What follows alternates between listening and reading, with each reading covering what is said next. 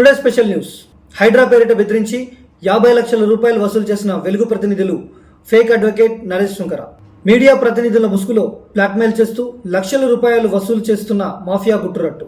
అందరి జీవితాల్లో వెలుగు నింపుతామని ప్రచారం చేసుకునే డిజిటల్ మీడియా ప్రతినిధి ఫేక్ అడ్వకేట్ నరేష్ శుంకర, ప్రవీణ్ అనే ముగ్గురిపై పహాడీ షరీఫ్ పోలీస్ స్టేషన్లో కేసు పెట్టిన హైడ్రా. హైదరాబాద్లోని తుక్కుగూడ మున్సిపాలిటీ మంకాల్ గ్రామం పరిధిలో వోటెక్స్ అనే కంపెనీ లేఅవుట్ వేయగా సూరారం చెరువును ఆక్రమించి కొత్తకుంటలో మట్టిపోసి బాక్స్ డ్రైన్ నిర్మించారని ఫిర్యాదు హైడ్రాకు అందింది. ఈ వ్యవహారంపై అందరి జీవితాల్లో వెలుగు నింపుతామని ప్రచారం చేసుకునే డిజిటల్ మీడియా ప్రతినిధి కొన్ని రోజుల కిందట తన యూట్యూబ్ ఛానల్లో హంగామా చేయగా ఫేక్ న్యాయవాదిగా చెలమణి అవుతూ ఇటీవల బార్ కౌన్సిల్ నుండి తొలగించిన నరేష్ శుంకర తోడయ్యాడు.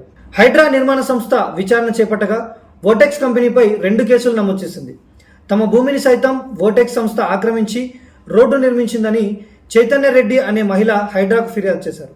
రోడ్డును తొలగించాలనే ఫిర్యాదుతో ఇరు వర్గాలతో హైడ్రా విచారణ జరుపుతున్న నేపథ్యంలో మాకు హైడ్రా అధికారులు తెలుసని, చైతన్య రెడ్డికి న్యాయం చేస్తామని ఆమె నుండి వీరంతా కలిసి 50 లక్షల రూపాయలు వసూలు చేసినట్టు విచారణలో తేలింది. దీంతో వారిపై హైడ్రా అధికారులు పహాడీ షరీఫ్ పోలీస్ స్టేషన్లో కేసు పెట్టారు.